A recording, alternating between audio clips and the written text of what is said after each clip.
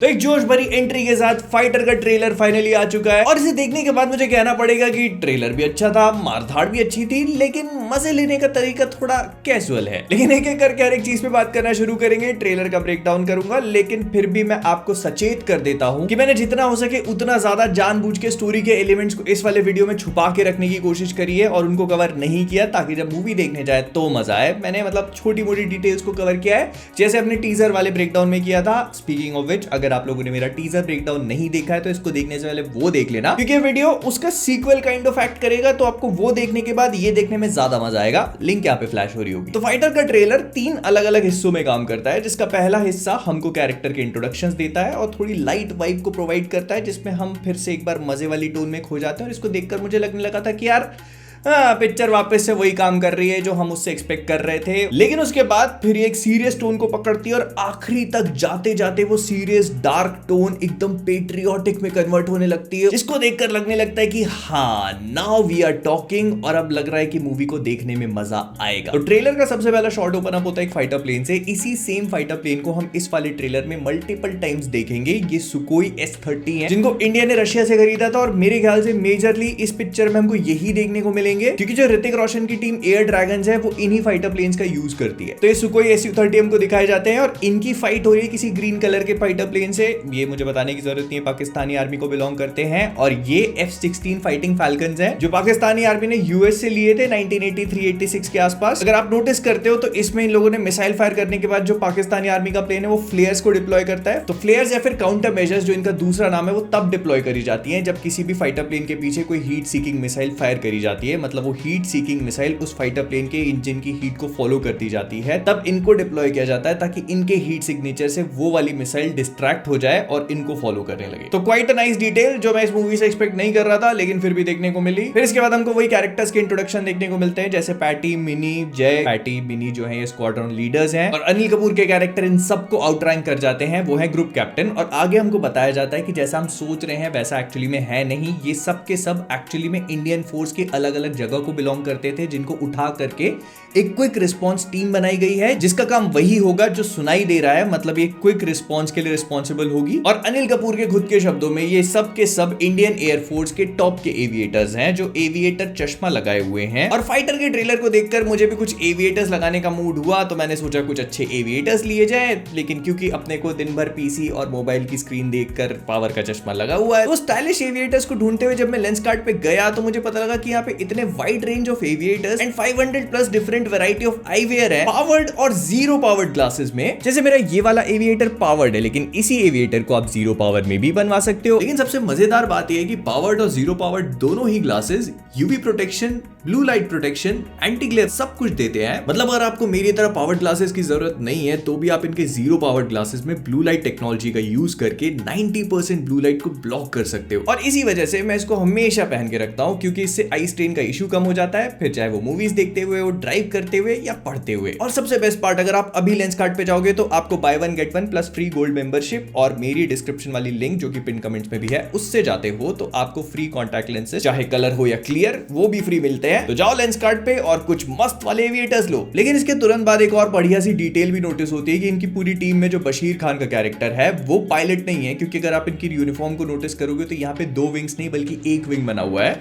और जिसकी भी यूनिफॉर्म पे 1 विंग बना होता है वो प्लेन नहीं उड़ा सकता, वो इंजीनियर होगा, गनर होगा या दूसरे काम के लिए रिस्पॉन्सिबल होगा। और फिर वही बीच बीच वाले सीन भी आने लगे। लेकिन मेरे को बढ़िया चीज ये लगी कि इन्होंने टोनी स्टार्क का इटली वाला बंगला बुक करके वहां पे जल कबड्डी खेलनी भी शुरू कर दी। लेकिन जो ट्रेलर का फन वाला पार्ट था वो बस यहीं तक था, क्योंकि इसके बाद ये पूरा ट्रेलर एक सीरियस टोन को पकड़ लेता है, क्योंकि हमें वो पुलवामा का अटैक देखने को मिलता है, जिसमें एक्चुअली रियल लाइफ में भी हमारे देश के 40 से ज्यादा जवानों ने अपनी जानें खोई थी। और ये पूरा का पूरा शॉट देखने में काफी मॉर्बिड फील होता है, क्योंकि यहाँ पे हम सारे के सारे जवानों की बॉडीज देख सकते हैं, काउंट करने में 60 टू बी प्रिसाइज हैं। तो बस पीएम के ऑर्डर पे ऋतिक अपने सुकोई 30 को तैयार करते हैं और निकल पड़ते हैं अटैक करने के लिए।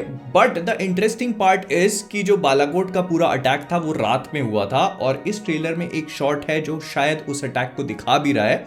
और अगर आप नोटिस करोगे तो ऋतिक और उसकी पूरे एयर ड्रैगन्स की जो स्क्वाड है वो इस अटैक को एग्जीक्यूट नहीं करते, बल्कि शायद उनको तेजस से एग्जीक्यूट किया जाता है। तो जहां तक मुझे लगता है तो ये लोग किसी और मिशन के लिए जा रहे हैं, जहां पर जब ये लोग पहुंचते हैं तो इनका सामना सामना होता है वही पाकिस्तानी आर्मी के F-16 फैल्कन से। और यहाँ पे कुछ अच्छी क्वालिटी की डॉग फाइटिंग देखने को मिलती है, पूरी की पूरी CGI से बनाई गई है, but it actually looks good. जो टीजर में हमको CGI देखने को मिला था ये वाला उससे और भी ज्यादा इंप्रूव्ड फील होता है। लेकिन मेरे को एक बात समझ में नहीं आती, डायलॉग्स का कैसे क्या लफड़ा चल रहा है। इधर खतरनाक टाइप के डायलॉग लिखे हुए हैं, वो पाकिस्तानी आर्मी का सोल्जर बैठा हुआ है, वो कहता है कि कर्जा लेने आए हो, नहीं ब्रो वो तो तुम लोग लेते हो। लेकिन फिर इसके बाद इस मूवी के विलन की एंट्री होती है, जो मुझे लगा कि काफी इंटरेस्टिंग टेक था, क्योंकि इस बंदे को पहले कभी कहीं देखा नहीं। प्लस जैसे हम लोग टॉप गन टाइप की मूवीज देख चुके हैं, तो वहां पर एज सच कोई एक पर्टिकुलर कैरेक्टर विलन नहीं है। वहां पर वो लोग ये चीज तक एम्बिगुअस रखते हैं कि वो कहां पर अटैक करने जा रहे हैं, तो एक कैरेक्टर तो छोड़ ही दो। लेकिन इन लोगों ने यहाँ पर काफी इंटरेस्टिंग टेक लिया कि कैरेक्टर को विलन बनाया है। एंड अगर आप सोच रहे हो कि बंदा कौन है, तो इन एक्टर का नाम है ऋषभ शॉने, जिन्होंने काफी अच्छी खासी बॉडी वॉडी बना रखी है, और ऋतिक से इनका इस मूवी में काफी अच्छा खासा एक्शन भी होने वाला है। प्लस जो चीज मैंने नोटिस करी, तो इनकी लेफ्ट आई में जो है थोड़ा सा ब्लड क्लॉट टाइप का इकट्ठा हो चुका है, जो मुझे लगता है कि बालाकोट एयर स्ट्राइक के टाइम पर हुआ होगा। बिकॉज अगर आप इस वाले शॉट को ध्यान से देखोगे, तो ये जो बंदा उड़ के जा रहा है ये वही है, और इसने आंखों में ग्लासेस पहने हुए हैं, तो इस वजह से मे बी इसकी आईज प्रोटेक्ट हो गई हो, लेकिन एक आंख पे फिर भी चोट लग गई। लेकिन फिर यहां से ये लोग एक अलग ट्रैजेक्टरी पे मूव कर जाते हैं, मसाला वसाला ऐड कर देते हैं, क्योंकि पाकिस्तान आर्मी वाले F-16 फैल्कन्स को भेज देते हैं इंडिया पर अटैक करने के लिए।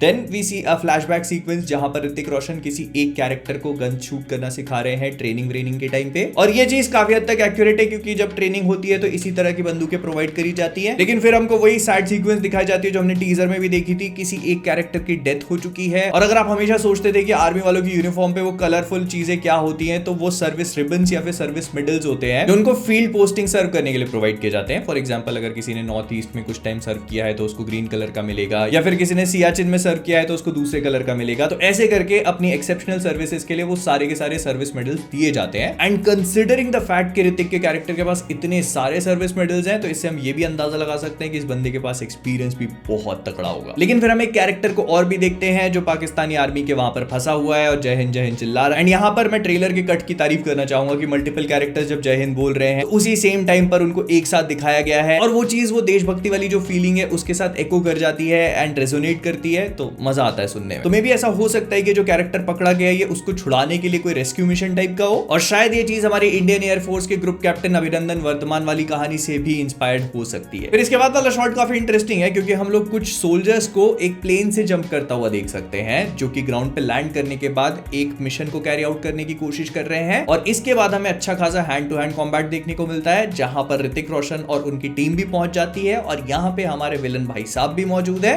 जो हमारे भाईजान वाली बंदूक लेके आ चुके हैं। और यहाँ पे अनिल कपूर का कैरेक्टर भी मौजूद है, जो बढ़िया बंदूक चला रहा है। साथ में इनका फ्लैंकर माफिया वाला पैच भी अच्छा लग रहा है, 150 रुपया देगा। फिर इसके बाद काफी सारे फ्लैशेस होते हैं जिसमें हमको और भी स्टोरी की चीजें बताई जाती हैं। अब इन पे बात नहीं करेंगे, नहीं तो पूरी पिक्चर ही स्पॉइल हो जाएगी, जो ये ट्रेलर बहुत ही अच्छे से कर देता है। मतलब बहुत सारे एलिमेंट्स बता देता है मूवी की स्टोरी के, जैसे कि आशुतोष राणा का कैरेक्टर भी है पिक्चर में, लेकिन इनका वो रोल नहीं होने वाला जो हमने स्पाई यूनिवर्स में देखा है, कुछ डिफरेंट रोल होगा। और आखिरी में हमको मूवी का एक शॉट और दिखाया जाता है जिसमें ऋतिक रोशन जंप करने की कोशिश कर रहे हैं हेलीकॉप्टर के ऊपर, और ये लीच जैसा चिपकू आदमी उनका पैर पकड़ के उनके पीछे जंप कर रहा है। तो I don't know what is going to happen here, but ये शॉट काफी कूल लगा मुझे। तो ये था फाइटर का ट्रेलर, जो इसके टीजर से काफी बड़ा इंप्रूवमेंट है और मूवी को लेकर अच्छा खासा माहौल बना देता है, जिसे देखने के बाद मूवी देखने का मन करता है। लेकिन ये मेरा ओपिनियन है। अब मैं आपसे जानना चाहता हूं कि आपको इस पूरी चीज के बारे में क्या लगता है, तो please do let me know everything. और हाँ, डिस्क्रिप्शन और पिन कमेंट्स में आपको लेंस कार्ड के बढ़िया से एविएटर्स की लिंक मिल जाएगी, तो उनको चेकआउट करना मत भूलिएगा। वीडियो पसंद आया लाइक करो, शेयर करो। फ्लिकवर्स पे नए हो सब्सक्राइब करना मत भूलना। तो जाने से पहले फ्लिकवर्स से मैं हूं मोहित, और आप सभी लोग एज ऑलवेज, वो क्या बाप वाला क्या डायलॉग था,